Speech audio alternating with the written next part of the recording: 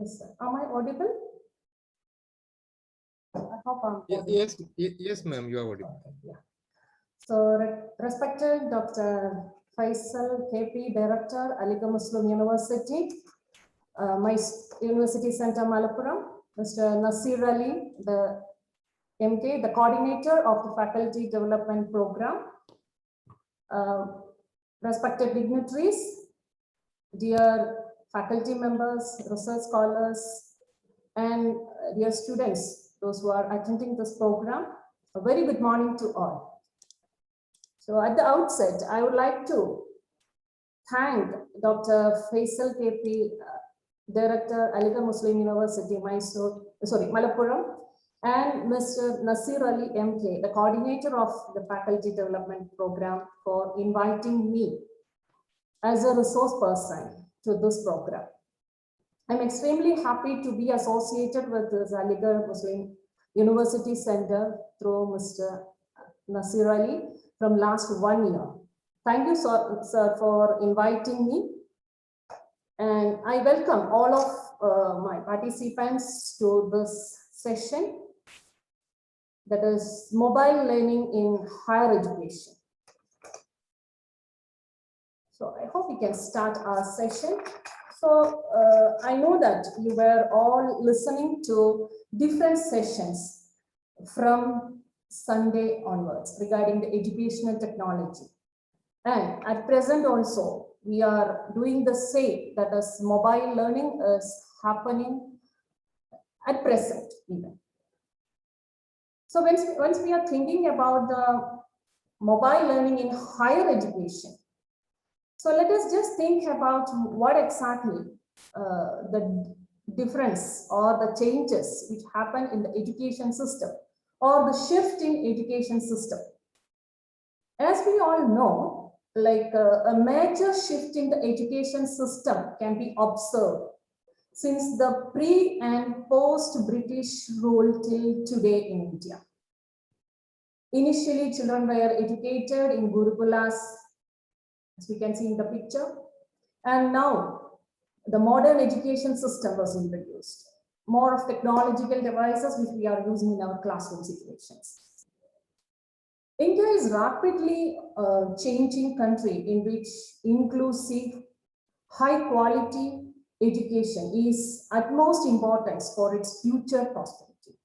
So the country is currently in a youth bulge phase, and the largest youth population in the world, a veritable army of 600 million young people under the age of 25.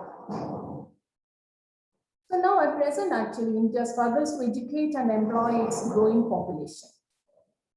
So at this stage, there are tremendous changes which had happened from earlier education system to the new education system.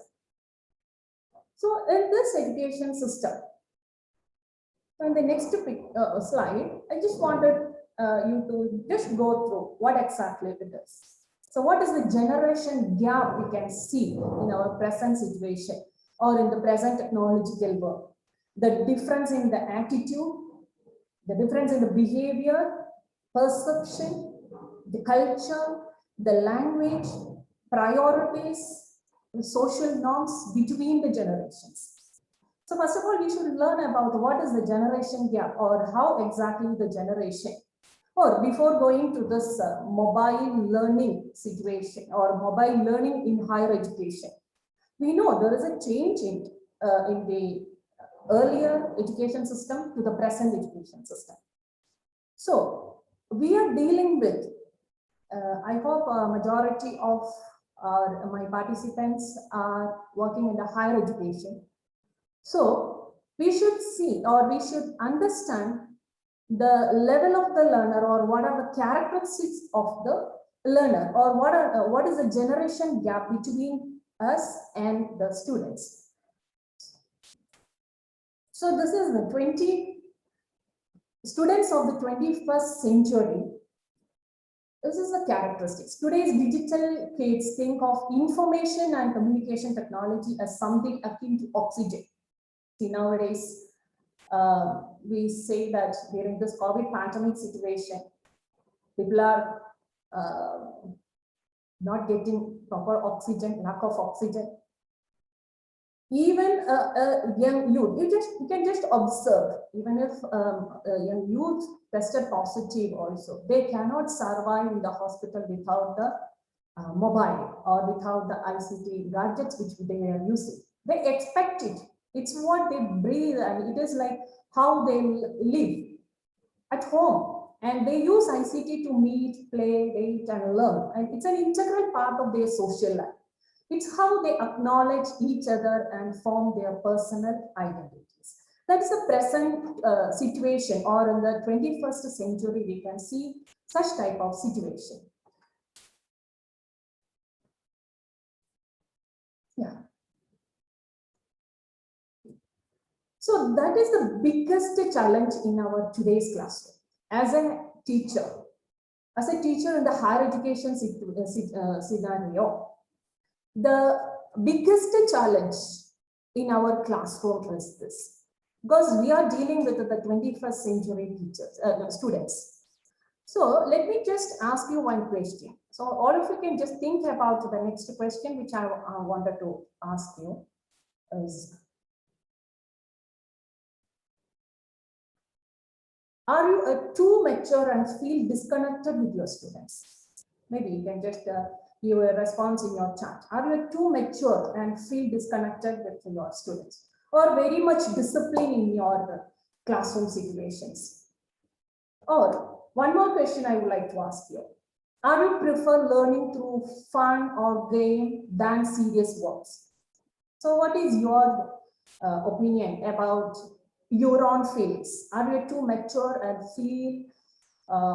feel disconnected with your students? Yes, we will be maintaining certain distance between teacher and the students. Or are you prefer learning through fun or than serious works? So if you are like this, you are digital immigrant. So, but maybe most of your students in your classroom are digital natives. Do you know the difference between digital natives and digital immigrant?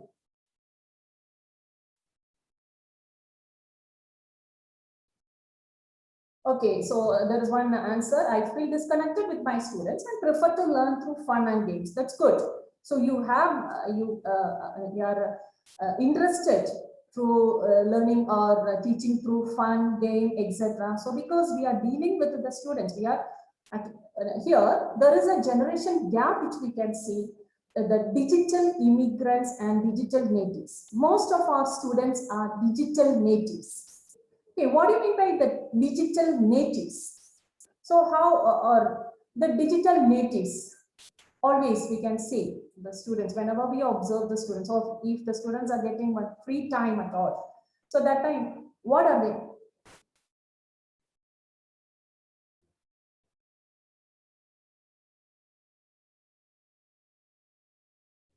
Okay, am I audible? Yes, ma'am. Okay, yeah. So are you very much familiarized with these two concepts, digital natives and digital immigrants? No, I just wanted to see the participants' knowledge so that I can go accordingly. Yeah. So what are the peculiarity of the digital natives? Because you all the continuously 3 sessions, 3 days you were attending the different types of classes. So I don't know exactly the background with you. So I just wanted to present, and later maybe if you can, if you want to interact, that is also fine. So the digital natives,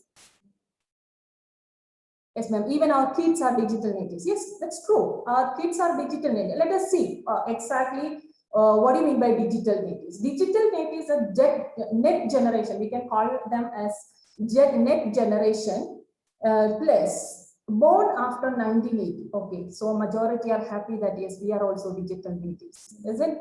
Okay, so born after 1980 or who has grown up in the digital age in close contact with computers, in the internet, video game consoles, and later mobile phones, social media, and tablets. But this point which they are talking about born after 1980, but in Indian situation, we may not be able to say that those who have born after 1990 has grown up in the digital age.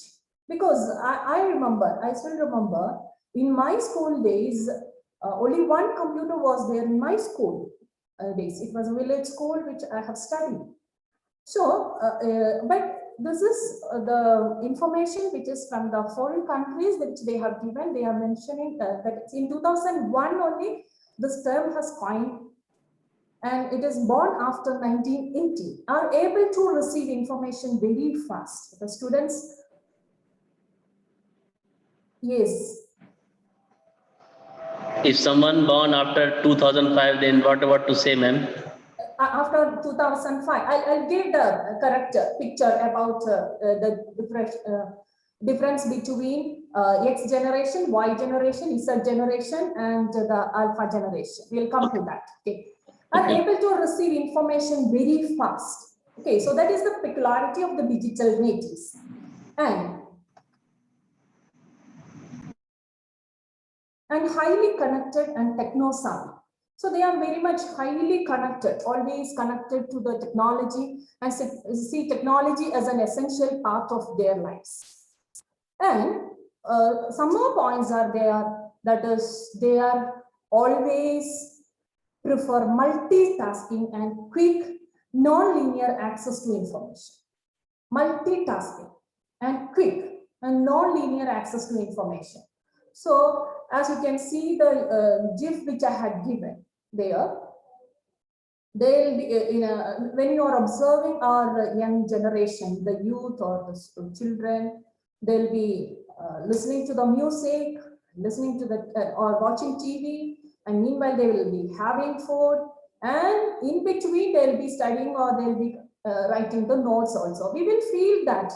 Why? So multitasking, and they will be learning very quick, but they don't want in a systematic way or non-linear access to information, and have low tolerance to lectures. That is main point which we have to think about. They are always visually oriented, prefer graphics and videos. See, for example, in our classroom situation, or when we are sending a simple thing, when we are sending a message in the group or something, the way we are responding, maybe we will give thumbs up or some smiley, etc., etc. But nowadays, the students are giving some stickers or GIFs, which will be more attractive, or movements, the different kinds of small GIFs they will be preferring.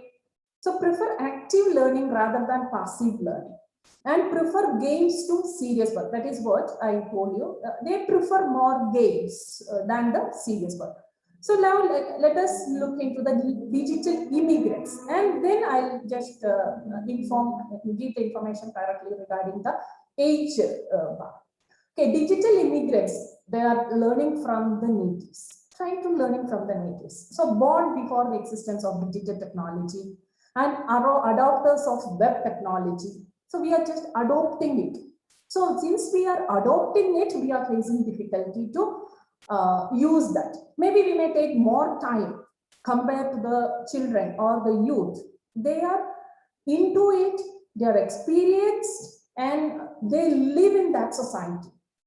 And they born and brought up in that society. So that is the digital natives are not adopters of web technology. Digital immigrants are adopters of web technology and logical learners. They are logical learners, or the digital immigrants are the logical learners.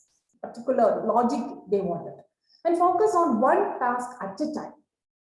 One task at a time. They may not be able to do different kind of tasks at a time, and have very little appreciation for the new skills that natives have acquired through years of interaction and practice. But nowadays, actually, what I could observe is during this 1 year, during this COVID pandemic situation, almost all the teachers, even though they are digital immigrants, they start appreciating the new technologies. They started using that because only the online education system is going on. And don't believe, some of the digital immigrants don't believe that their students can learn successfully while watching TV or listening to music. Some students are interested to learn but while listening to music, and some people, they will be sitting in front of the TV and they will be learning. They have the ability, but we will not think or we will not accept that, or think that learning can't be fun. Digital immigrants will think that learning can't be fun. Assume that the same method used to teach them in the past will work for their student now. So we will, or digital immigrants will assume that the same method, okay, whichever method, whichever PPT which I have prepared, the same thing I can apply it in the present class situation also. But let us see the difference. So as I said, multitask, digital natives are parallel thinking, multimedia, multi-resources, but here in the limited resources, text, sequential thinking, single task, etc. These are the major differences between the digital natives. So this Mark Prensky, he has coined this term digital natives and digital immigrants in the year 2001. He says that our digital immigrant instructors who speak an outdated language are struggling to teach a population that speak an entirely new language. So we all know the students who are when we are considering about the digital natives. I'll just go to that slide first, then you will get an idea about one more aspect. Okay. So the generations, the study says like this, or the explanation about the generations goes like this.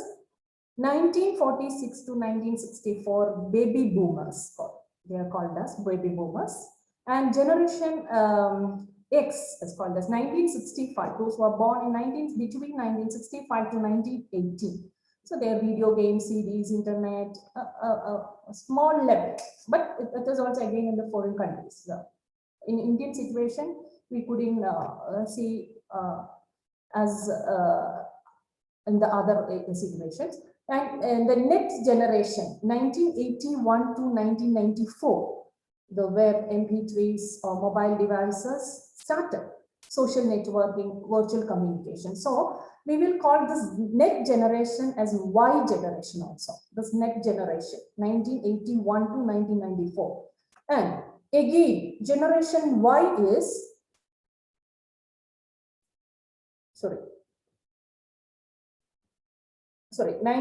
X generation is 1965 to 1980, and 1981 to 1994, that is next generation is called as Y generation also. So Y generation is 1980 to 1994, and generation Z is the students who are born between 1995 to 2009. I think your answer, I have answered to your question. My answer was asking how the students who are born after 2005. So, and generation Alpha is after 2010 to 2024.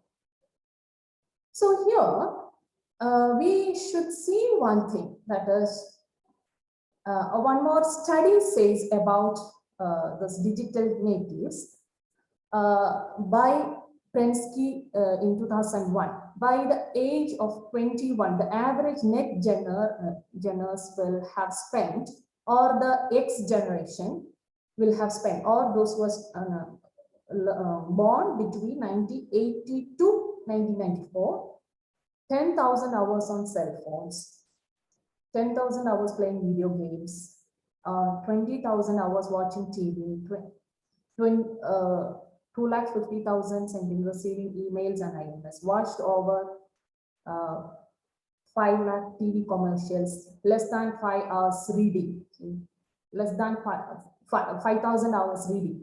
In computer games, email, the internet, cell phones, MP3 Flickr, Facebook, YouTube are integral part of their lives. So now we should see this portion. In the digital native itself, it is again divided into 3 different categories. Generation Y, generation Z, generation Alpha. Generation Y is between 1980 to 1994. Most probably majority of the participants of this class will be under this category. And we are digital natives, but in our Indian situation, we may not be that much exposed to the digital world. So now, but we will be able to learn with the help of different advancement, with the help of individual learning or with the help of different people. And the generation Z, that is 1995 to 2009. And generation Alpha is, they are decision makers, 2010 to 2024. So we can see the characteristics of these different categories. Confident, they are very much confident. Generation Y people are very much confident. 7 is competitive. And decision, they nowadays small children, they themselves will take the decisions in what they have to do, or they started doing their own things. Okay, this is about our 21st century teachers. So now, since we are dealing with the higher education situation, so the present college students comes under digital natives of Z generation. Am I correct? 1996 to 2010. That is, on an average, maybe we can say that this is now at present 11 to 25 years. Students will come under this digital natives of Z generation. What will be the age of the students whom we are meeting in the higher level education situation? Like 18 to 25. Yes, they are digital natives of Z generation. So navigate, they navigate everyday life far different from their teachers or digital immigrants. And to connect, relate, or motivate them, we should be open to new ways of teaching and supporting our students. And teachers need to change their teaching methods from traditional learning environment to digital learning environment. There comes the importance of our mobile learning or mobile teaching. So this is just an introduction about what exactly we should know, or what exactly we should be aware about the present situation or present students who are coming to our colleges or in our institutions. We should see sorry, there's a small spelling mistake.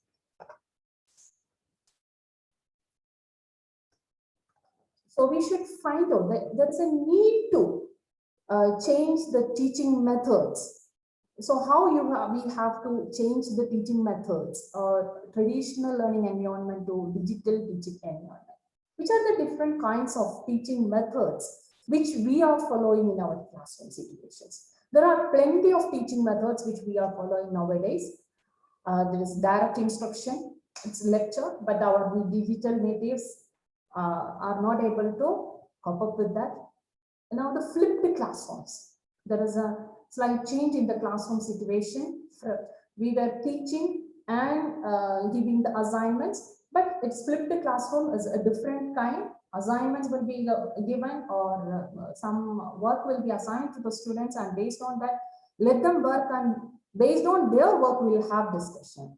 That's a flipped classroom. Kinesthetic learning, a lot of activity-oriented classes we have started already, and differentiated instructions, inquiry-based learning, personalized learning. Yes, we are giving importance to the individualized learning, game-based learning, blended learning. It's a blend of technology as well as the normal classroom situation. In majority of the classes, we are doing this blended learning and technology-based learning. So fully technology-oriented learning. Okay, so in the technology-oriented learning itself, we can have different kinds of things. Student-created content. Students will be creating different kinds of content. Collaborative learning, active learning, personal learning networks, mobile learning, competency-based learning, social learning, again, flipped teaching and learning situation. So this is technology-based learning situation. So now, coming to our main point, that is mobile learning. Okay. So the mobile learning, what do you mean by mobile learning? What is mobile learning in your opinion? Because earlier I had a doubt regarding this mobile. So when I was teaching in the first time in the education technology classes, what I was thinking is, it was my misconception regarding this mobile learning. I was thinking about only the mobile phone. With the help of mobile phone, if you are learning, that is called the mobile learning. It is not only that.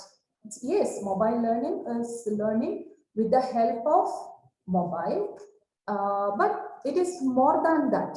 Mobile learning, it is also called as learning, or is any type of content that is developed or consumed on mobile devices.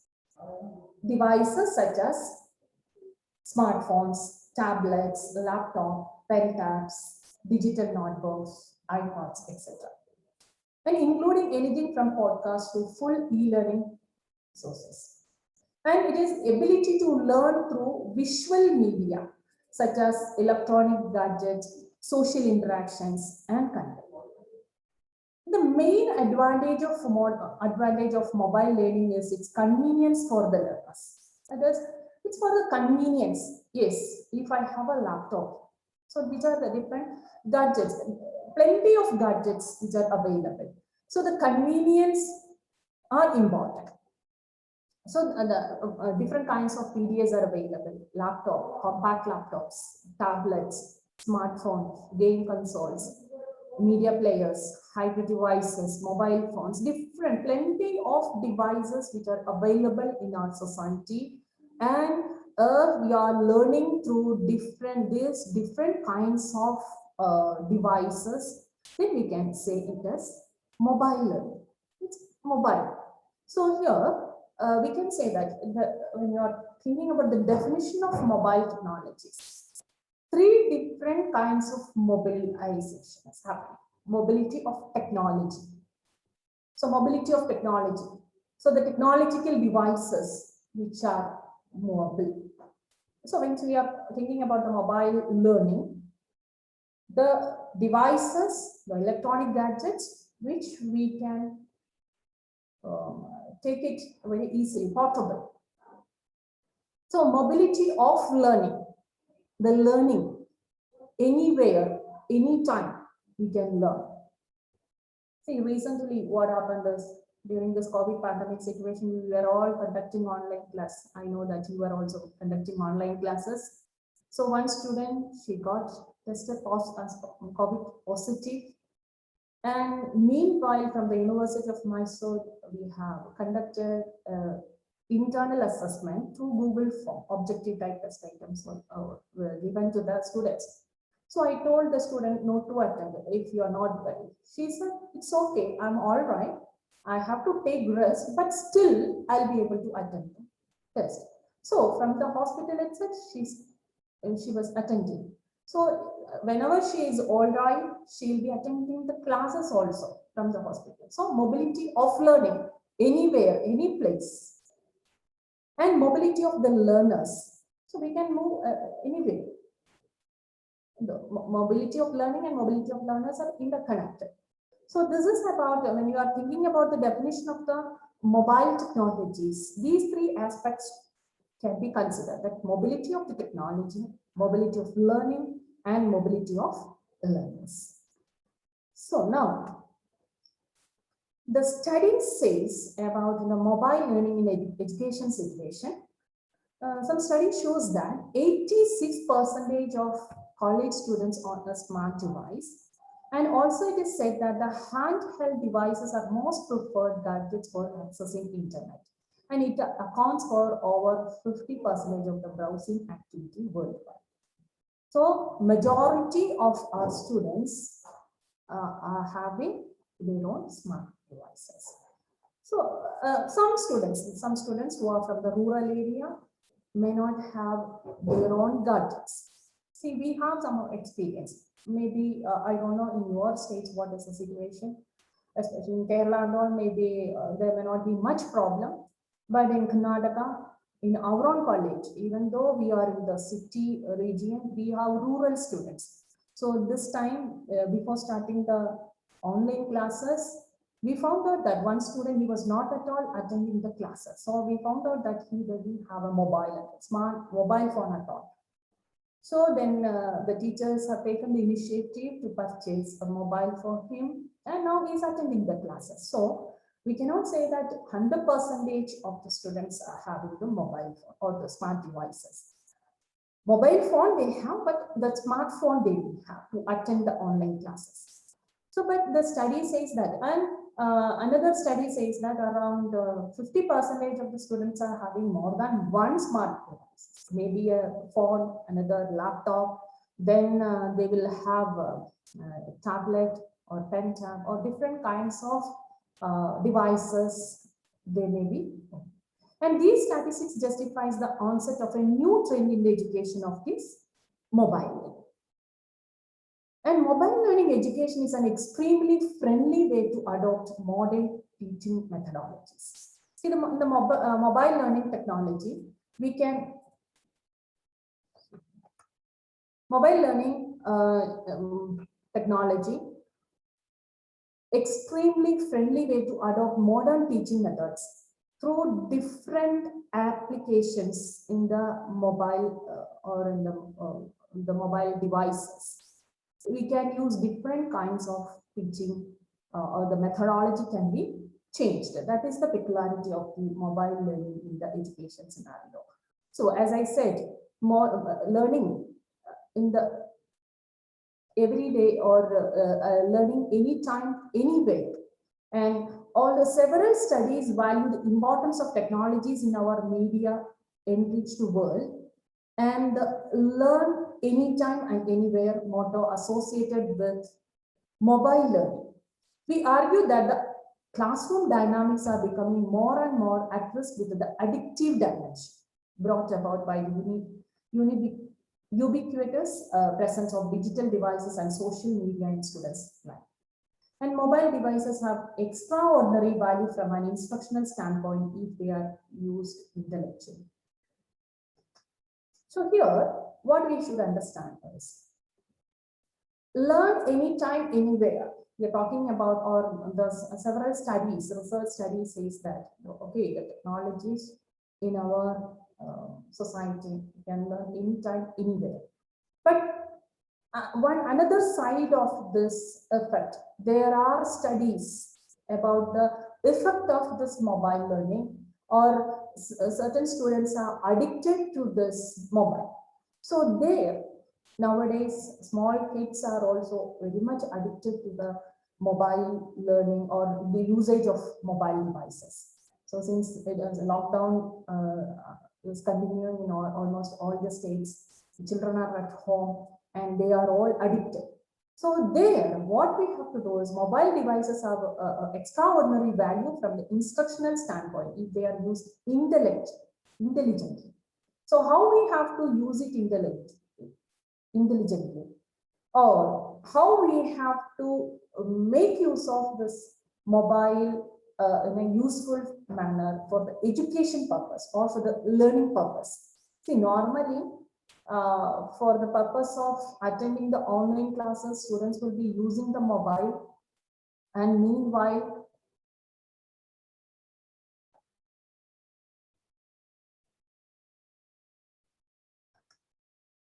am I audible? I just Yes, ma'am, audible. yes. Some issues there. Okay. Yeah. So majority of the students are attending the online classes. Along with that, they will be moving or interesting towards whichever area, or some may be playing games also, if the parents are not watching it properly. So that is why we are saying that the devices, we have to use it properly or intelligently. And maybe the parents have to take care of the students when they are using it also. That is a different area or different psychological area. We are concentrating on how we have to go ahead with the mobile learning in the higher education situation. So as we all know, Apple company released an iPod alongside a lot of educational software in it. And Google on the other side released a Chromebook with a similar goal to help provide knowledge through the technology. So here, when we are talking about the mobile learning, 5 C's, 5 important C's of mobile learning. That is, first is the content. In the mobile learning, the content, the mobile or the devices providing instructional materials that student can access anywhere or in specific context. Let us see the content. Content is a lot of content is available in the devices, different kinds of apps. So whenever the students wanted to search for something or search an information, lot of content or lot of information are there in the gadgets. Yeah. Then they are able to capture the photos. C is next to C is capture. So using mobile devices to capture images, videos, sounds, etc. related to the classroom situation. So here,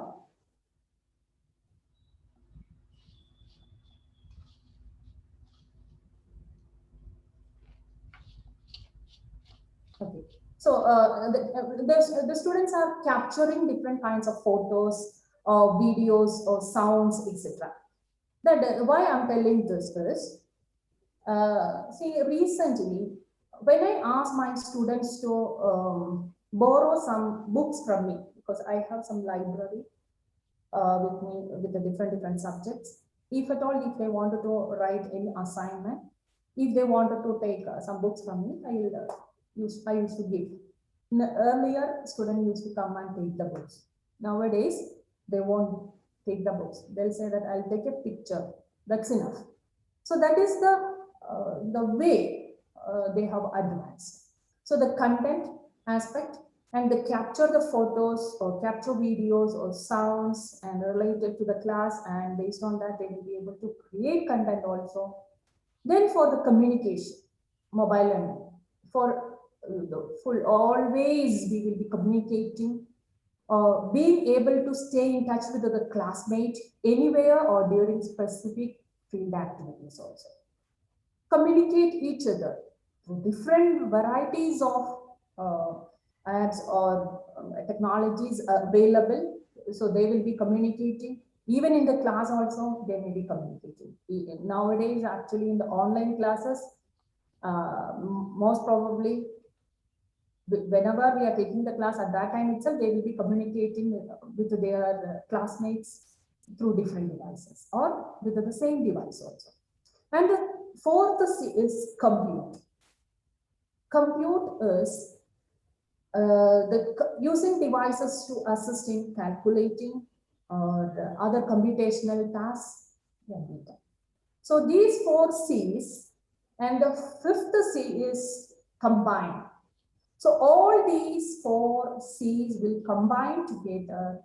Maybe the content, capture, and the communications which they had, and compute all the things together, they will create different kinds of information or the content or learning material. So these are the 5 C's of mobile learning. So now we shall move on to the another area which is related with the mobile learning. Mobile apps for education. As we all know, there are plenty of apps which are available in our mobile devices. Plenty of.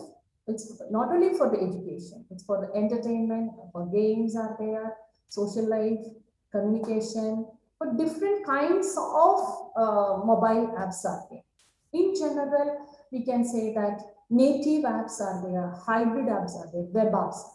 So there are 3 different kinds of apps: native apps, web apps, hybrid apps. And in the education system, so which are the apps? And one teacher may be using one app and another teacher may be interested to use the another app. It is nothing wrong in that, because whichever is comfortable for a particular teacher, that can be used. Okay, so now I just wanted to highlight some important apps which, some of, it's not important, some of the apps which can be used for our education system, maybe in the higher level education or as well as in the school education system also. So this for the classroom situation. For classroom purpose, we can make use of different apps. For communication purpose, we can make use of different apps.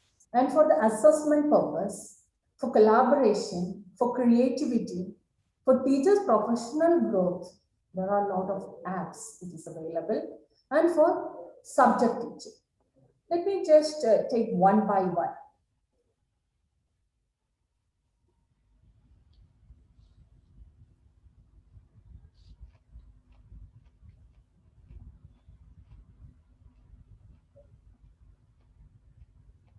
Okay. So the first one is mobile apps for classrooms. Google Classrooms. As we all, I think we are all, you are all using this app, Google Classroom. I need not explain much on this Google Classroom. Is it?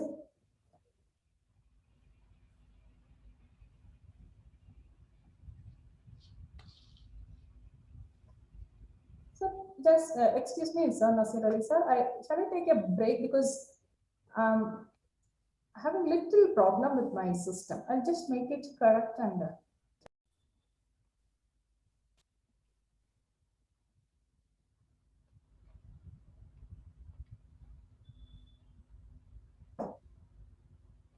yes, this Google Classroom. So majority of our teachers are using this Google Classroom. Edmodo, you may be aware about this also, or you will be getting the training, hands-on training in the sessions. And Class Dojo, TeachMe, Wise Online app, Jamboard. A majority of the things you may be using. I think you may not require much explanation regarding the Google Classroom. See here, the Google Classroom, we will be using it for creating, distributing,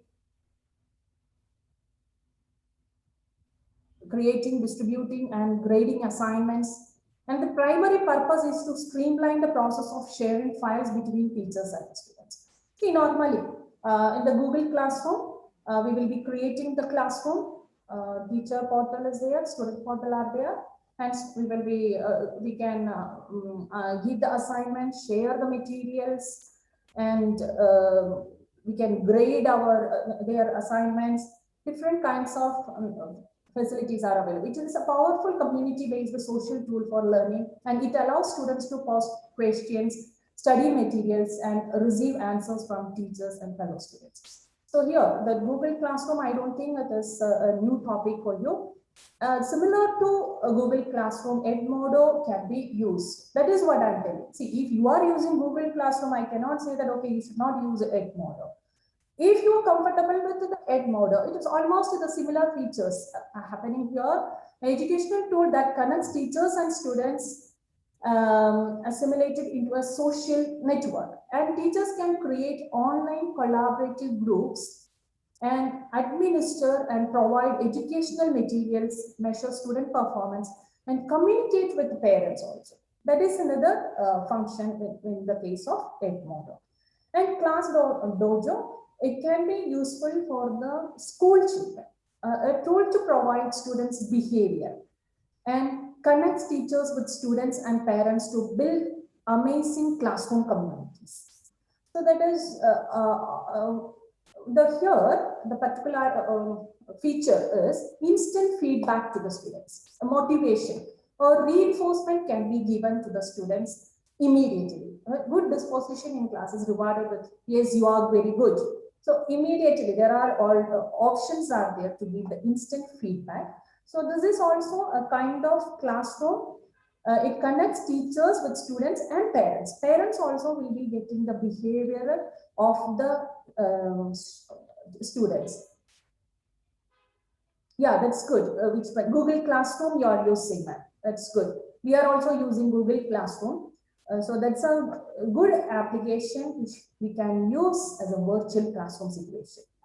Okay, next is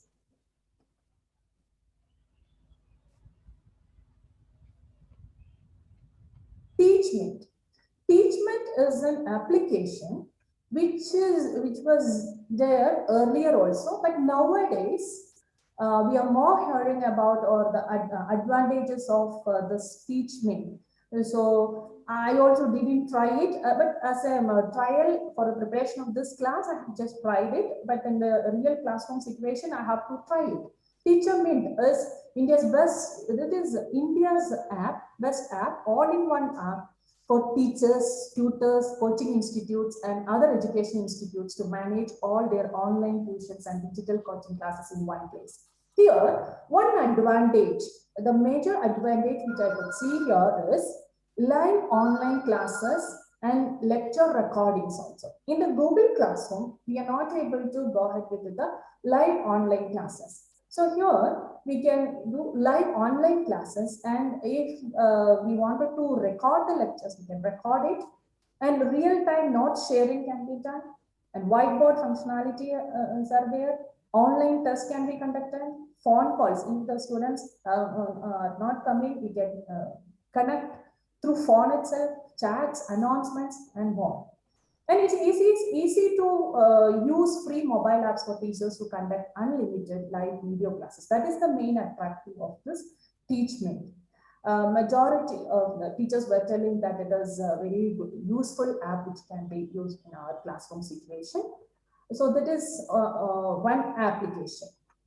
And another one is Wise. It is an online teaching application. It is also again an online teaching app where you can admit unlimited number of students, and just open the app, create your classroom, invite students to join, and begin with them a journey of comprehensive online classroom experience with a simple interface.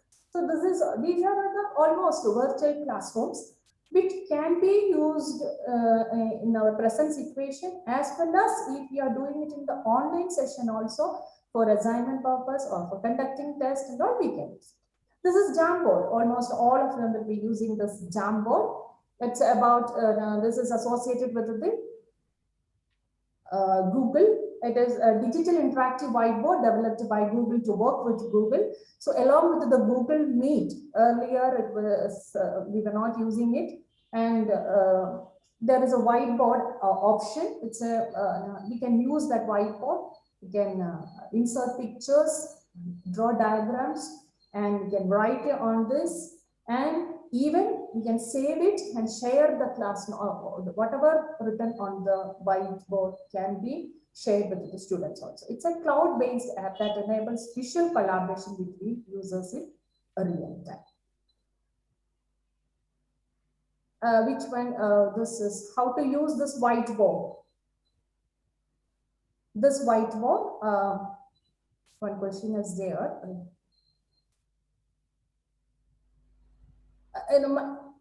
One question is there regarding this Jamboard. This Jamboard, or you are talking about the Google Classroom.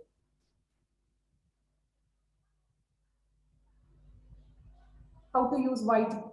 Say the Google Meet. When we are using this Google Meet, there is one option. Down you can see one option. In the Zoom also there is an option like use a whiteboard. Similarly, Jamboard, you can select the Jamboard option. Instead of sharing, there one more option is there. There you can just click on that, and there you will be able to type, or you can write also mathematical calculations. You can write down whatever you are writing on the blackboard. The same thing can be written on the Jamboard. Okay. And Microsoft Teams. That is also another application which can be used for the classroom purpose. There also recording option is there. Live classes can be taken, tests can be administered. Different options are there. This is what I'm telling you. See, in our college, we are using Google Meet, and but here for this seminar purpose, we are using Zoom application, and some other schools, they may be using Microsoft. It is, I cannot say that one is very good, another one isn't. You just try it, and you can just see which one is more comfortable for you, that can be used for your classroom purpose. Okay. Yeah. Then now, next is mobile apps for communication. I need not explain much on this applications. Like you all know, very familiarized with all these applications: WhatsApp, Viber, Telegram. Nowadays, we started using the Telegram, Remind, Skype, Twitter, FaceTime, Google Video.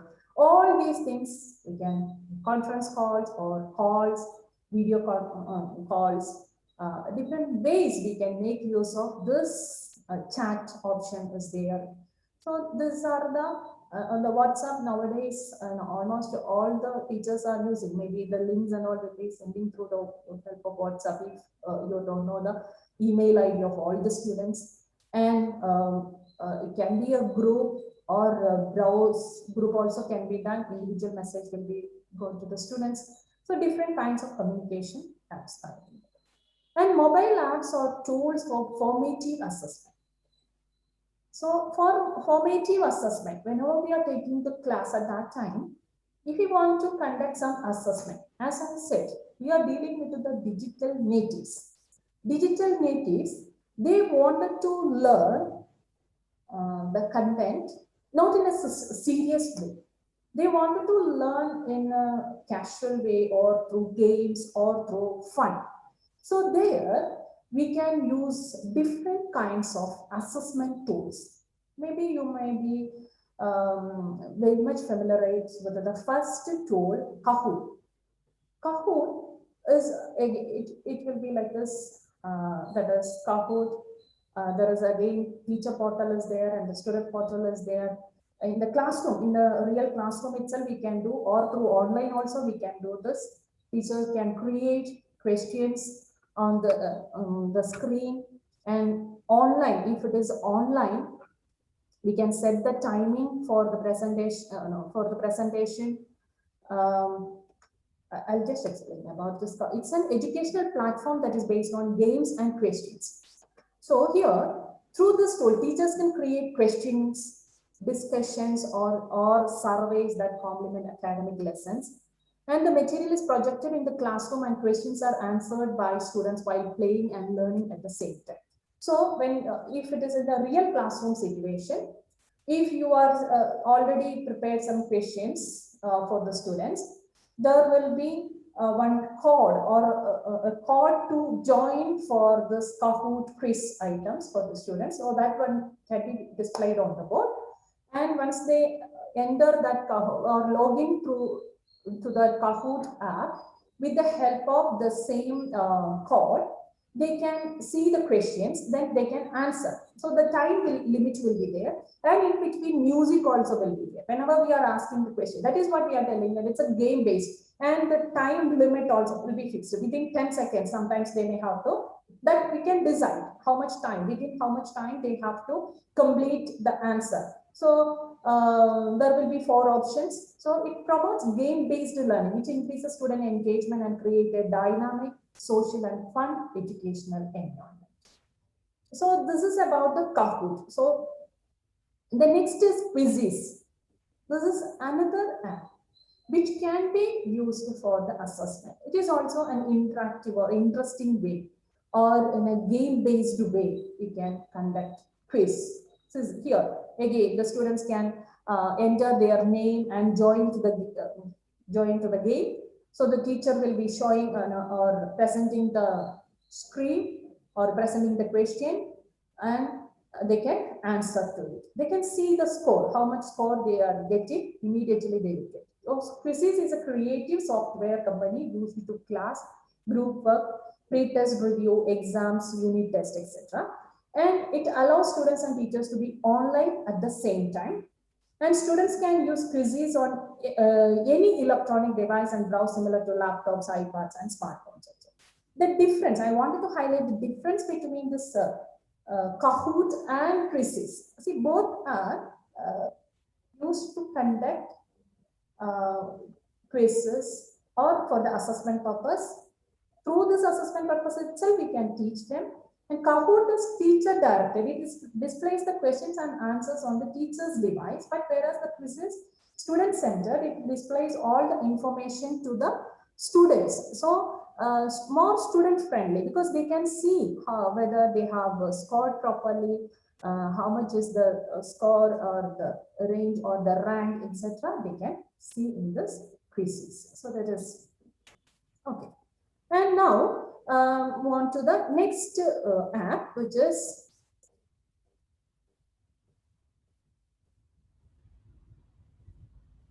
Socrative.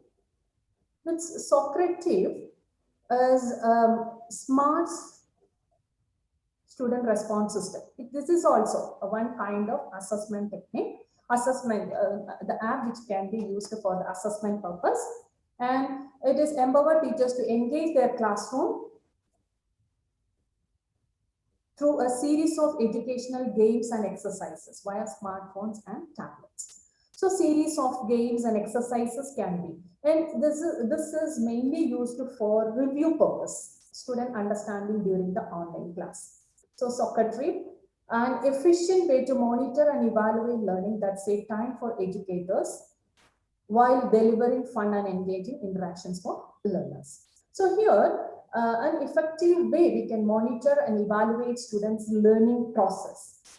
So sometimes the students will be boring. So instead of taking a continuous class, we can conduct online test items with the help of these type of apps. And stimulate it stimulates high learning by tracking the real-time understanding of your students. We can understand each student's ability. So within no time they have to respond, and each student, how they are performing will be there. We will be able to understand with the response sheet which you are getting. So based on that, you can get an idea about how students are understanding the concepts. And next app is Quizlet. Quizlet, it can be used, it is a multinational American company which creates a design tool used for studying and learning. This is also for a learning purpose, we can use it. It provides a platform for students and teachers to create and share their own learning materials, including flashcards and diagrams. With this Quizlet, we can prepare flashcards and diagrams and share that also. And Quizlet Live is there, free online quiz game produced by Quizlet that can bring these learning materials to life. So based with that flashcards or the diagrams, we can make some quizzes. In this engaging and interactive game, students must all contribute, stay focused, and communicate well to. And see, once again, I'll tell you, see, when if you are listening to these type of apps for the first time, you need not worry about how it works. If you just know about the name of the app, everything, all the tutorials are available in the YouTube. Different people are explaining about how to use different kinds of mobile apps for our education purpose. See, normally how I used to learn is if I'm attending one seminar or any program like this, just note down the app and later we also can explore. So that is the way I'm also telling you, you can explore different kinds of mobile apps. Certain apps are actually you may have to pay. So, but initially that free premium version will be there. You can try that and see whether it is comfortable. If not, you can go to the other. See, if you learn about one particular app and later it will be easy for you to learn about the other applications. Almost the similar way it works. And another application, this is before going to the mobile apps for collaboration, the normal one which we are using every time we are using is Google Form. That is also a mobile app application, Google application, which can be used for testing purpose. See now, in your case also, it's not only for the testing, for getting the feedback or for taking the attendance also, for giving this Google Form, a link will be shared with you. So these are all different kinds of mobile apps. There are plenty of apps which you may be using some other different kinds of apps in your classroom situation. It's well and good. You can share the name of those apps which you are using also, so that it will be helpful for others. So the mobile apps for collaboration. So we are collaborating. So through the mobile apps, we can do collaboration, a lot of collaboration can be done. So there are different apps: Dropbox, OneDrive, Google Drive.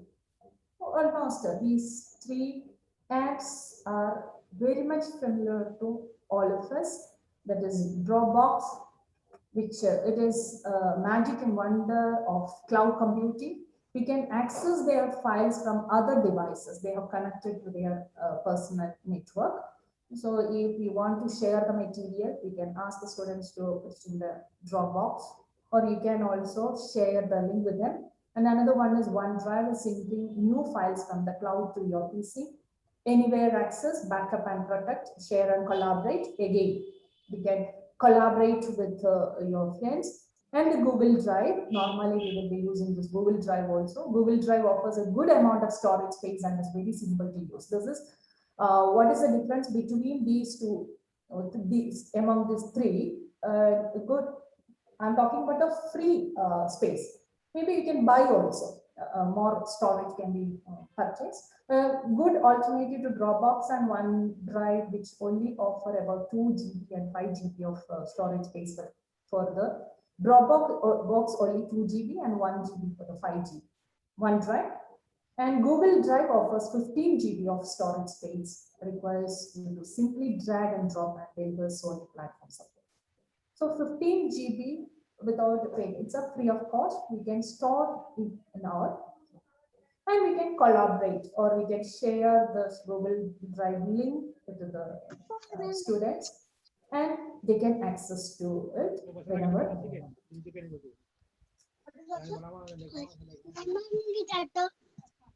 Okay. And next is mobile apps for creativity. We can create different kinds of content with the help of our mobile apps. So mobile apps for creativity. One is Evernote. Have you heard about this? Evernote. Evernote is, the symbol is like this. And Evernote gives everything you need to keep life organized.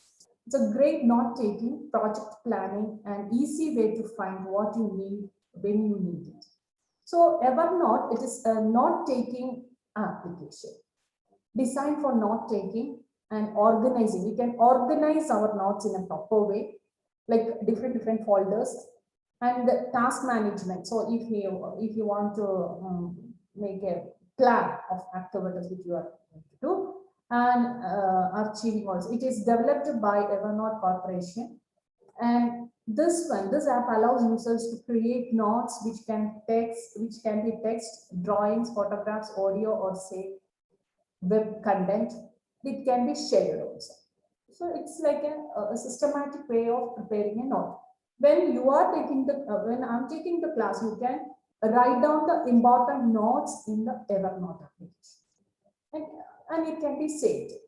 So different pages like our Microsoft Word document, different pages will be there. You can save that and can share it with the students also. It's a systematic way of preparing the notes. It's for the competitive examinations and all. Whatever you are just listening, they can just put it in this Evernote, making a note.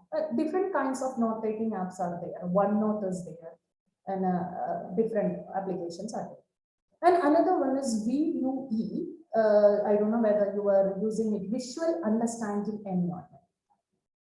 This app it's a flexible concept mapping tool for managing and integrating digital resources in support of teaching, learning, and research. Now, this application is developed by the Academic Technology Group at Tufts University, first released in 2005. So Visual Understanding Environment app. This can be used to prepare concept map or mind map.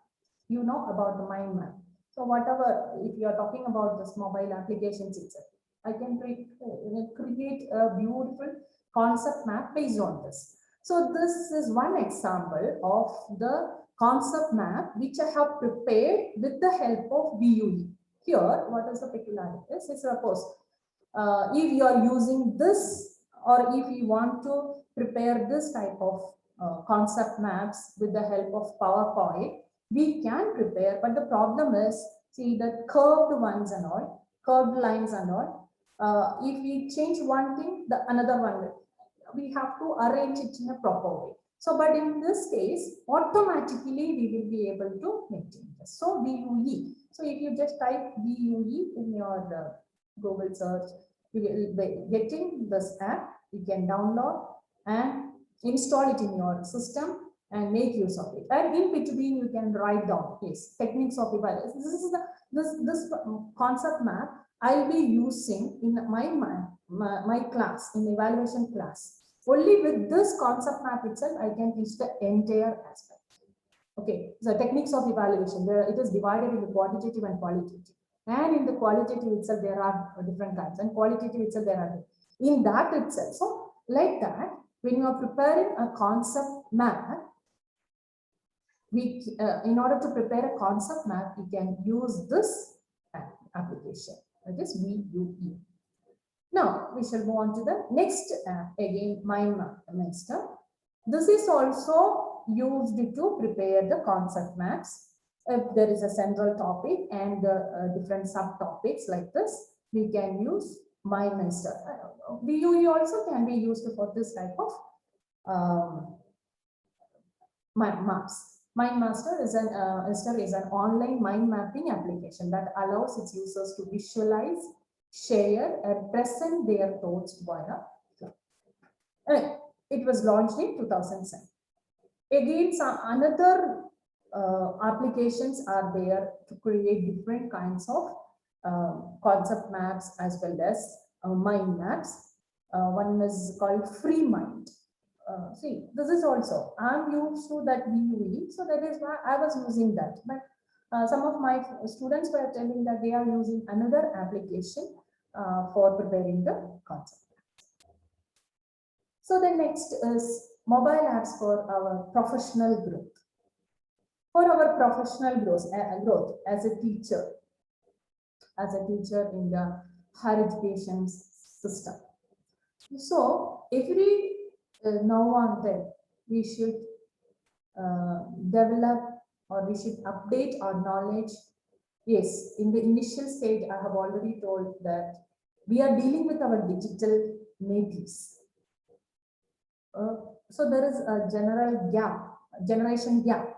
So we are Y generation, we are Z generation. So the gap between Y and Z, if or X, even if it is X, we should take more effort to attain this professional growth. So daily we will be able to, one application we can learn one day. That is one way.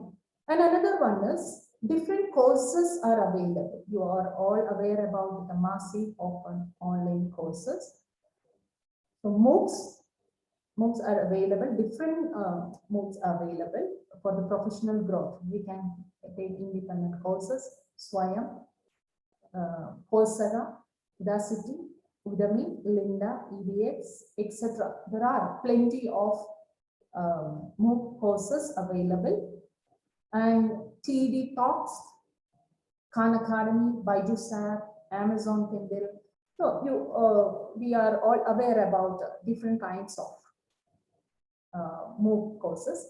So Swayam is a study webs of active learning for young aspirant mind, and it is launched by the then Ministry of Human Resource Development, and now this Ministry of Education, Government of India.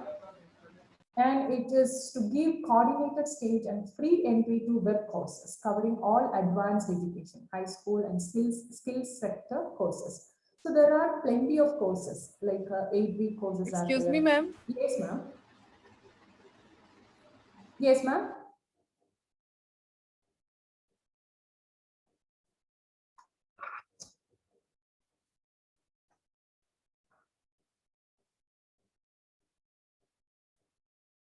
Hello, am I audible? Yes, ma'am. You can continue. Okay. Yes, audible. Okay. I thought she has asked me to unmute. Yes. So here in the Swayam course, it's a free of course. We can join to the Swayam course. 6 weeks courses are there, 8 weeks courses are there, 12 weeks. Depending upon your own subjects, you can opt for the different types of course. Anytime you can study or you can listen to the classes. Some assignments will be there, weekly assignments will be there. So you can submit the assignments on time. And at the end, if you want any certificate, you have to pay and you have to write the exam. Otherwise, for your professional growth, you need not pay. It's a free of cost. You can study and you will be getting the material. You will be receiving different kinds of material through the SWAYAM portal, and you can access to this. It's one MOOC course, which is SWAYAM.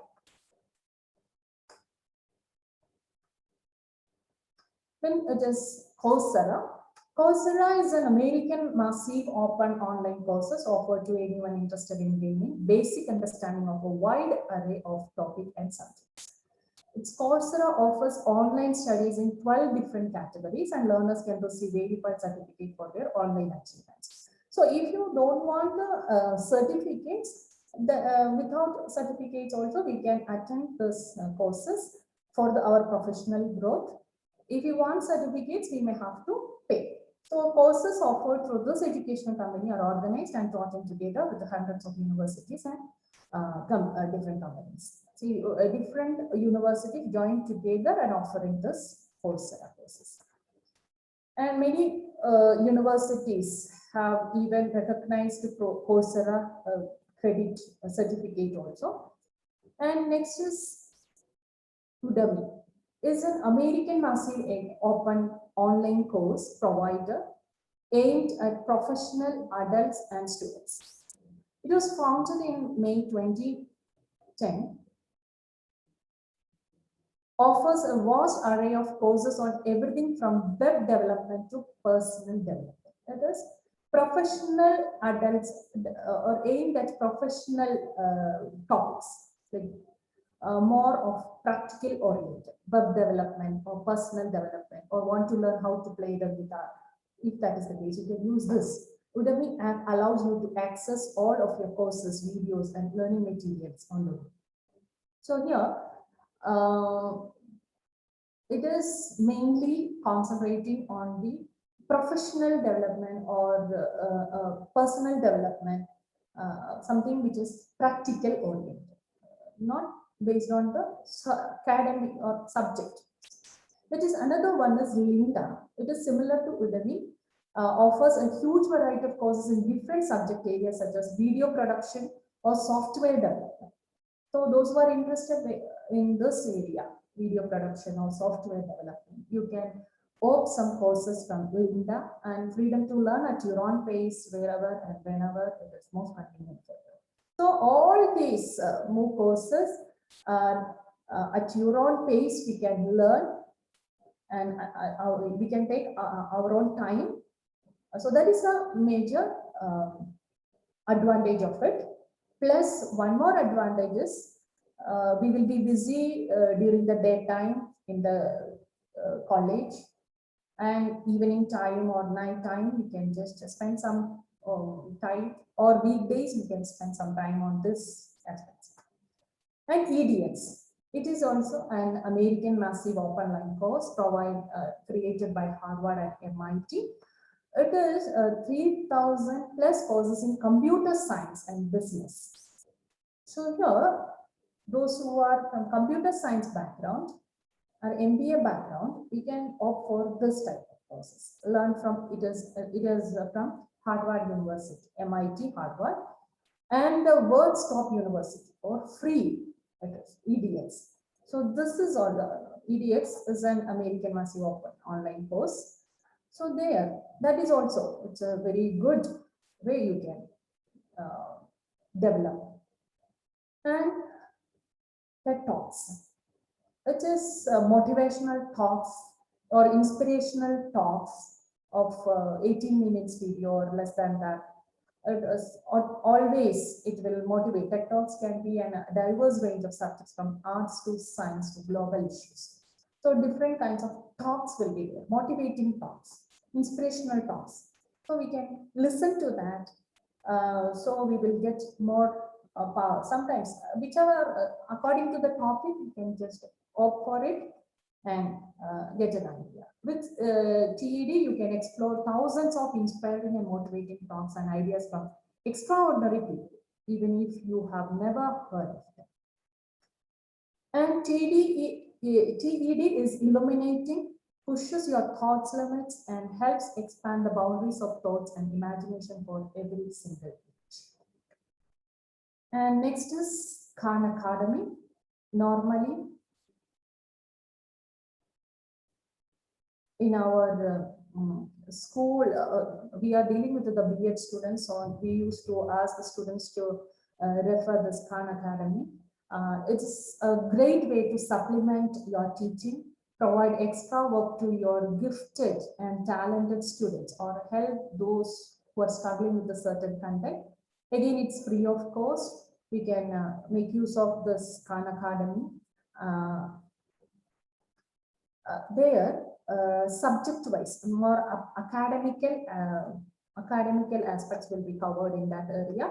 It's a great way to supplement your teaching and especially more kind of teaching aids, or if you want to get more idea regarding how to go ahead, or for the gifted students or for the talented students, how you have to go ahead, so you can get access to this. Professionally taught courses at absolute zero cost. That's the benefit of it.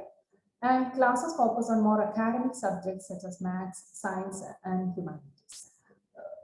So there are some great courses in computer, though there are some great courses in computer also. And lessons are presented by way of videos, interactive activities, and challenges. So it will be interesting for the teachers as well as for the students also. So the Khan Academy, you can access to that.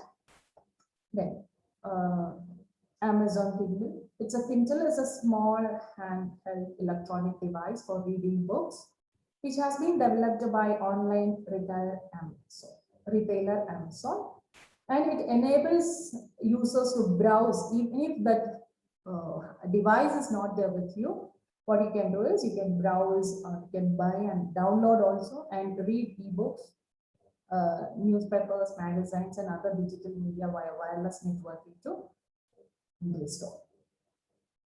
These are the major applications which we can use for the professional development of the teachers. Now, we shall go to the other aspect, like mobile apps for subject teaching. Subject teaching, till now, we were discussing about the different kinds of apps which can be used in the common classroom. Common classroom in the sense, even if it is a maths class or science class or humanities class or for the language class, it's as a common platform which can be used. So these are the apps specific to different subjects. So there are plenty of mobile apps in the subject teaching area. You have each session. So first one is Duolingo language learning app. This is for the language teachers, different language English teachers or French also. My friend was telling she is learning with this app. French is learning. And Study Flash, that is also again for the language teachers. Storybird, it's for the small kids, we can prepare story with the pictures and all. And Photomath is for maths subject. Calculator is also for maths subject. Maths and Science Tutor, that's also for the, that can be used for maths subject as well as for the science subjects. And All Maths Formula, NASA, that's for the science. And Today in History, that's for the social science classes we can use. And some other apps are also available, and for the computer control, so different kinds of apps are available. If you just Google it, you will get, or through different sources. If you can just get the name of the apps for your own subject teaching, you just Google it, or through the YouTube, you can just get different kinds of tutorials. So that listen to that and explore yourself. So that is a very good way of learning technology. And another thing which I will tell you is learn from the digital means. That is the another option. So maybe you need not feel ashamed of asking your own students. See, sometimes I used to ask my own students what are the different apps which can be used, or which are the apps which they are using. So different kinds of apps, and they will be giving different kinds of suggestions based on this. And they will say that this is not good, that is good, this is more comfortable than this. So maybe with collaborating learning, as a digital immigrant, we have to collaborate with our own students or maybe our own children, our own young students. Okay, so that is one way of learning about different kinds of. So the main features of all the educational apps that are making M-learning more promising are augmented reality. So it is highlighting, or if it's a small thing, it's highlighting and the picture, augmented reality, and the video chats, then gamification. It's more of interest oriented. So these are the major features of the educational apps which we are using. And the major strength or the benefits of M-learning. So what are the benefits of M-learning? Learning is possible anywhere at any time. That is the main advantage or strength of this mobile learning. And learning is more dynamic. It's not static. It's changing daily. See, today one app might have developed. Tomorrow a new one might have developed. So you have to learn that. So to change it, learning is more dynamic in this situation. And the flexibility of using it, flexible way, and learning at our own pace. See, as I said, different courses. We need not bother about, okay, I know that for this faculty development program, you have a timetable, you have to listen to the classes during that time. And maybe if there are assignments, you have to submit the assignments. Since you are not having an online classes, maybe you will be able to attend like this. Otherwise, if it's a video recorded version, so maybe sending to you, so that at your own pace, you will be able to learn also. Learning at our own pace. And for there are different kinds of people. Students are of different abilities. Average students will be there, below average students will be there, average students will be there. Okay, for each and every individual, according to their pace, they can learn and provide new opportunities for that. That is another important advantage of learning or mobile learning. It is provides new opportunities. Yes. And preparing for this class itself, I got different opportunities to learn about different apps. So it provides new opportunities for learning and can be used to diversify learning. As I told you earlier, the digital natives. So the diverse culture, diversified learning can be done and support the learning process rather than being integral. It supports the learning process. It supports the traditional way of classroom environment. It will help us to make the classroom more active, more encouraged, and relatively cost effective. So if you have one system with you, with that system or one gadget there with you, you will be able to learn plenty of, or we will be able to make use of different apps with that same device itself. So that is why we can say that's a relatively cost effective. And now whatever benefits we say about this M-learning, there are different challenges of M-learning. What are the challenges? Digital device as distraction. As I told you earlier, it is digital device as distraction. Yes. Nowadays, okay, one way when you are talking about the M-learning, it's very good at our own pace, at any time we can learn. But students are distracted. So when we are concentrating on different systems, we are also distracted. And at home, we are not talking each other. Emotional aspects, different kinds of things are happening continuously if you are using. What you can do is just keep some time for this type of learning. Other time you have to make use or you have to interact with your children or family members or communicate with others. So children should not be distracted too much. Devices, digital devices distract us sometimes. And multitasking. This is another challenge of learning. This multitasking. In this M-learning, there are different kind of options. So everything together, putting together and getting it done, it's very difficult. For the digital natives, it is easy, but for the digital immigrants, it is not so easy. But we are trying to adopt it. That is, multitasking is a great challenge. And need for new skill for the teacher. All the teachers are not well equipped with all kinds of technologies. So new skills, technological skills, need for new skill for the teacher. See, majority of the schools as well as the colleges, before starting the online classes, they were giving training to the teachers, how you have to take the class to online, because we have to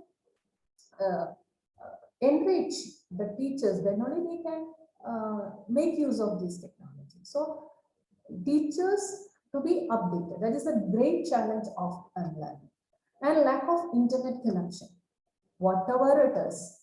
See, in the rural area and all, students are facing difficulty to get the internet connection.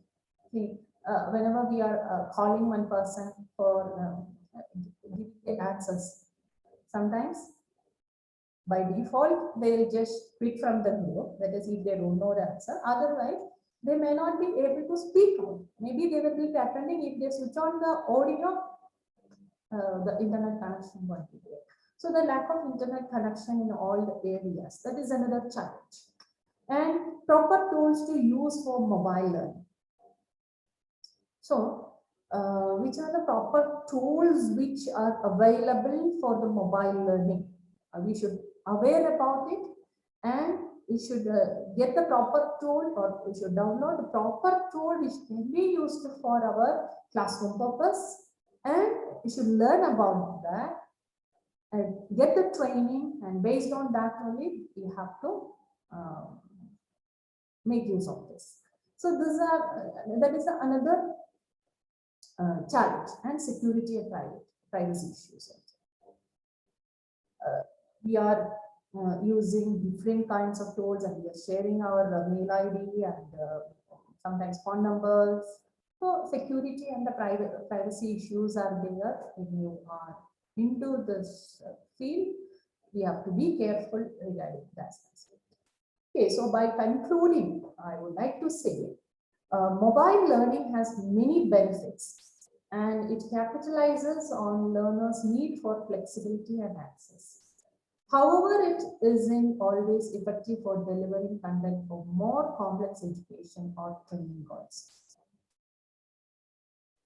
It's important to remember that M-learning isn't the only way to deliver.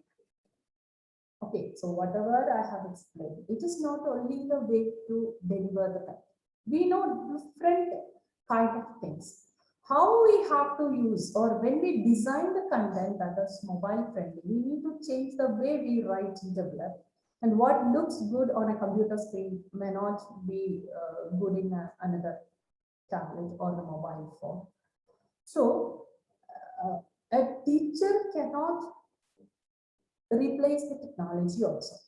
So whatever content which we are preparing, it can be user friendly, and it must be mobile friendly also, so that our students, a majority of our students are using mobile devices. So whatever we are preparing in the laptop may not be clearly visible in our laptop, in our tablet or in the mobile phones. So that we have to consider. And we cannot say that only these apps can be used for our classroom purpose. There are plenty of mobile apps which are available. Some are paid versions, some are free of cost, we can make use of it. So decide. So that is the decision, or the key decisions to make it. Implementing the mobile learning is our job, or the teachers. So there should be a digital shift. Our students have changed radically. Today, students are no longer the people our educational system was designed to teach. This again, Mark Fredson has mentioned. So there should be a shift from a digital shift from our traditional education system to the technological advanced education system. Our students have changed radically. Today's students are no longer the people our education system was designed to teach. The theory which we are learning in our pedagogy or in our textbooks, entire thing, certain changes or the method of transacting the curriculum, we may have to change it.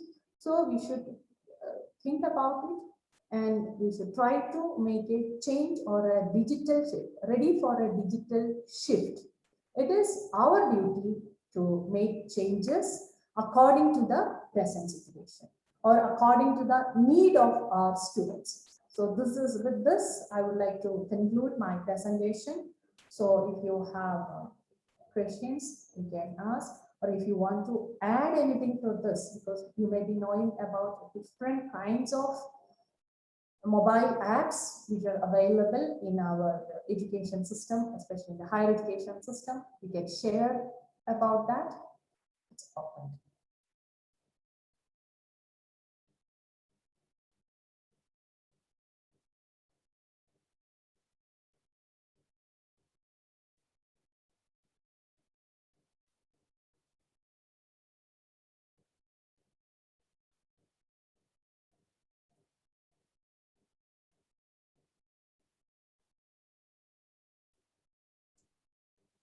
Please make use of this session. Now it's open for discussion.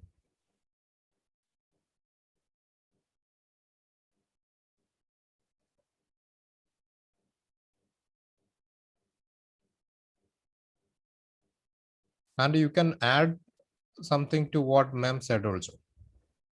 Yeah, because I can also learn Yeah, from yeah. you, or Ma'am already mentioned, no, we might have come across different types of applications and platforms during these days.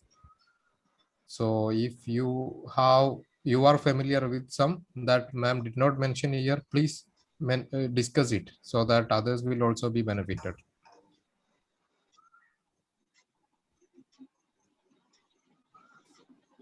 Farmida ma'am? Yes, sir.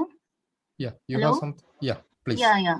Ma'am, please, I'm having one query that Yes. even though mobile learning is so effective, learning and teaching, and this pandemic is making us compel to do for that one, teachers and students both. But how many hours we can engage the student on this? How many The hours? students, Ma'am, you are dealing with which age group, ma'am? Schools, we are having both problem, ma'am. I'm dealing with the college students. and my kids are in 8th, 9th and 10th standard. So Okay. I'm finding so many problems over there. Yeah. And the students, my kids are going to be addicted with that because they are conducting 10 to 2 o'clock continuous classes. That is, And it is too much headache. difficult. Yes. So I want to know that. Yes, that is depending upon the schools also. It varies from schools to school how they are taking the classes.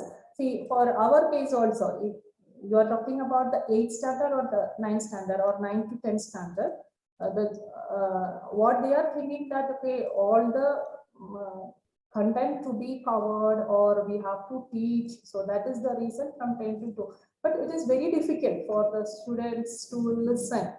See, for a teacher, only 1 hour they will be taking the class. So this is what I have experienced in our B.Ed college also. Initially, I also didn't notice this. Like I have prepared the timetable from 9:45 to 3 o'clock. So then students started telling us, ma'am, we will not get the connection in the afternoon sessions, as well as it's very difficult for us to listen. So we reduce the timing, like 10 to 1 o'clock. It's for the B.Ed students, 3 hours continuously they will be. Otherwise, what we can do is maybe we can give a gap in between. That is also possible. Instead of giving a continuous sessions, maybe morning 2 hours, then afternoon 2 hours. That is the way we can organize the class at home.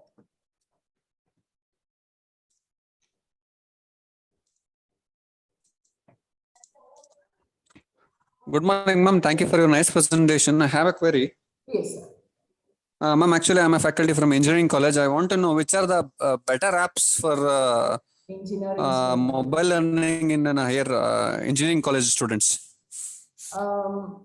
Sorry, sir, I'm not familiarized with the more number of apps which is related with the engineering students. Specifically, frankly speaking, I don't know about that.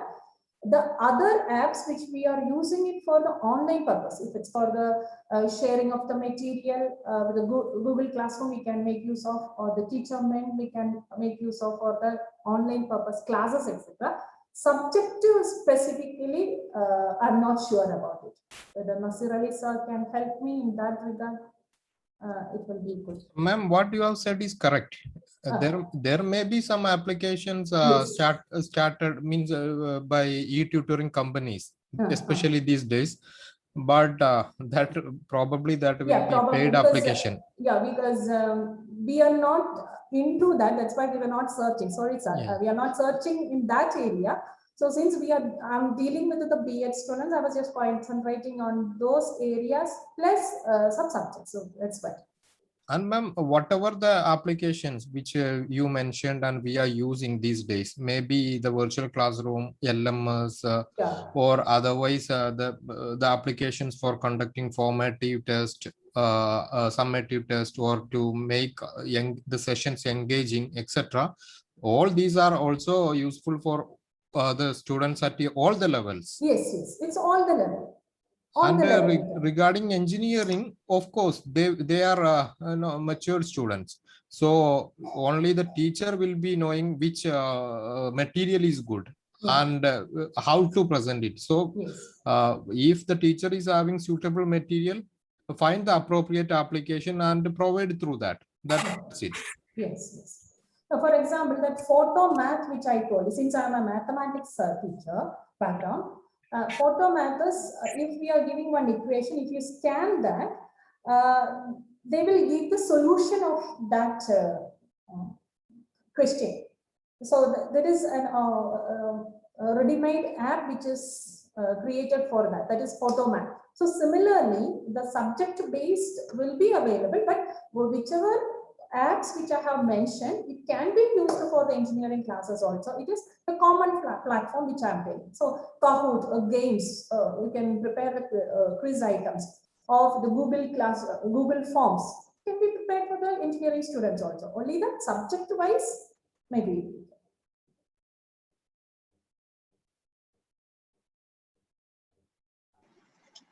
Hello, ma'am. Yes. Ma'am, one more queries I'm having. Yes. Regarding the assessment, ma'am, as you're dealing with the B.Ed students, So for internal assessment, it can be okay. We can go for MCQ. We can use the Google Forms or Socrates, as you said, so many apps are there. But what about the Mysore University is accepting this for final year, ma'am? It's Final not year for the student? final, it's not for the, we are not doing online test for the university examination. It was actually the association has conducted some internal assessment as a common platform. So from a common platform, we have conducted some internal assessment with the Only for multiple them. choice items. In our college, what we are doing is internal assessment, how essay as well as short answer type, everything. That is the pattern. We were not following the pattern of objective type items. So the same type of question paper, what we did is through Google Meet, we will be sharing the question paper at particular time, like 1 hour time is required for writing the exam. So they have to get ready with the paper. They should write the answers and scan it. Within 15 minutes, they have to scan it and send through the Google Classroom. That is the way we were doing the assessment, the descriptive assessment. Multiple choice items or the objective type assessment, we were doing with the Google Forms or the Kahoot software and all. In the during the class time, we can make use of it. Okay. One more, ma'am, as you said, descriptive. For that, Yes. you're sending and you're giving a specific time. So we are finding over there maximum Google answers were there. We are also adopted the same, but the Yeah, students are sending whatever the PDF, maximum Google search from the internet, whatever answer is there, that is they are going to be the Googling it, maximum. Googling Yeah. it and doing it. Yeah, so there we may not be able to do anything. One thing, what we are doing, different ways or different tricks we will be using. So there, one trick which I have used is all should switch on the video. At least we can see, or we wanted to see the paper where you are right. So then when they are writing, we can see, okay, in between they will not go for Google. And majority of our students, they initially in the last year, we had given 1 hour time for submission. That is, they were not knowing about how to scan and how to convert to PDF and send through the Google form. Google Classroom. So 1 hour time when we had given, we faced the same problem.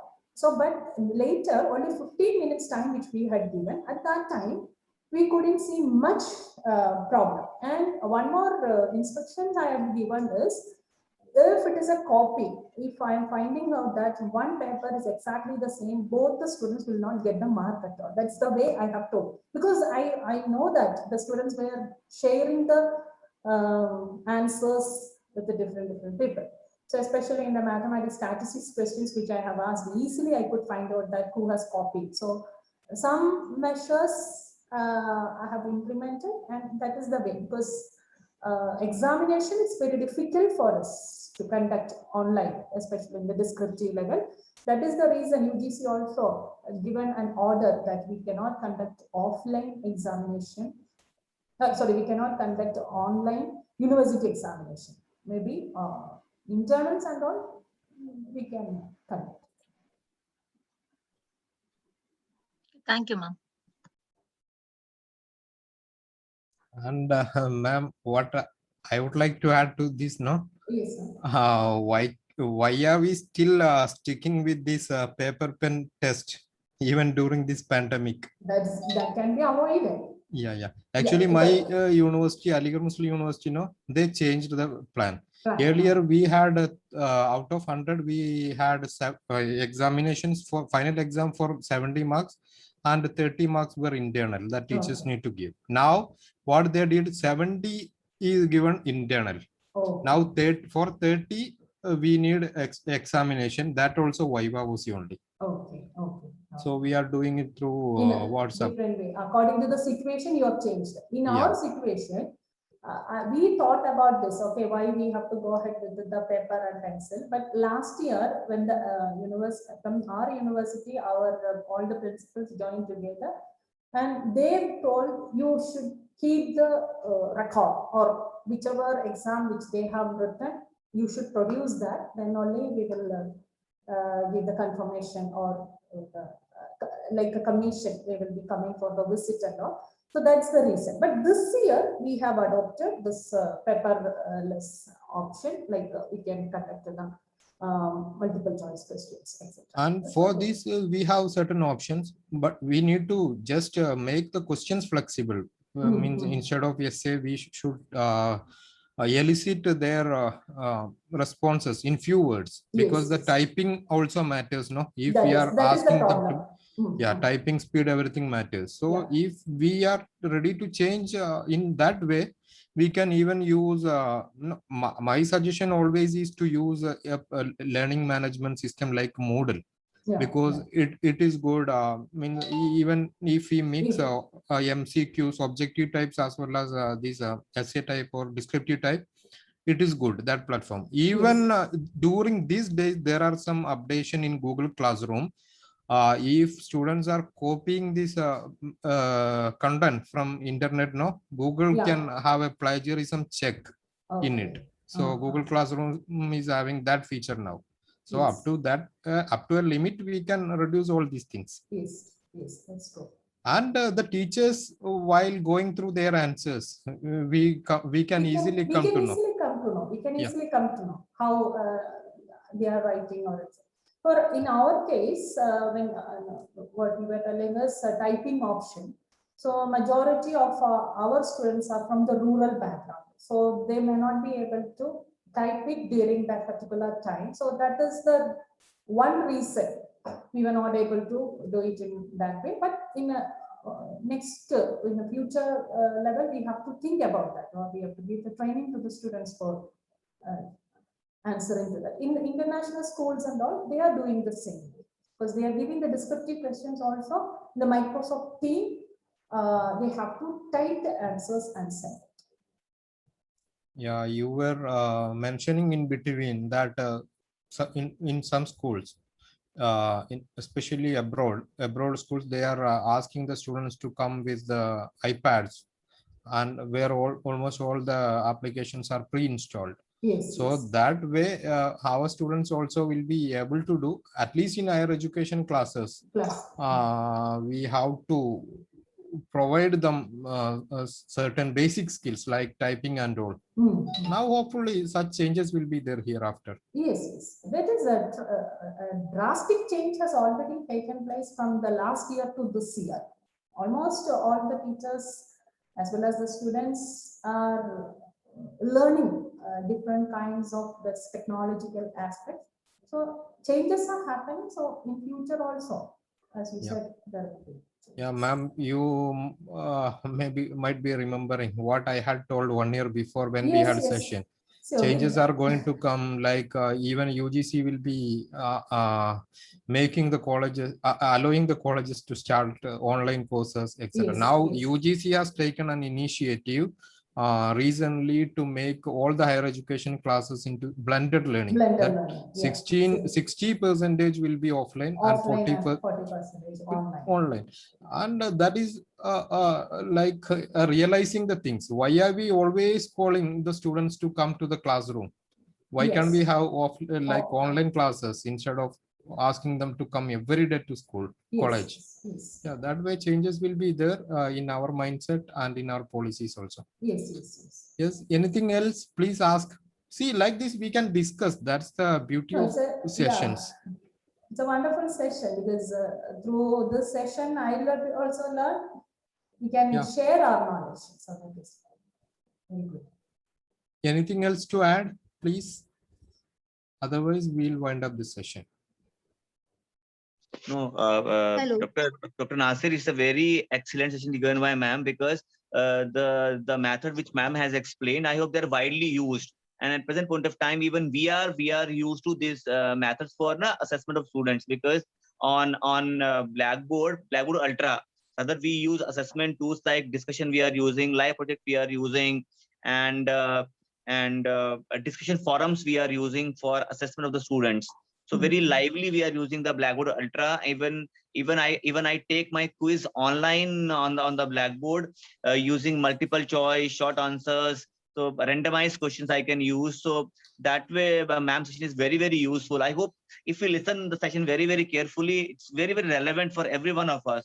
So ma'am, thank you so much for sparing your time and come and very nicely explained. So we thank you thank you for sparing your time and giving us the entire knowledge to us. Thank you, ma'am. Thank you, sir. Thank you, sir. It was wonderful experience for me too. Thank you, ma'am.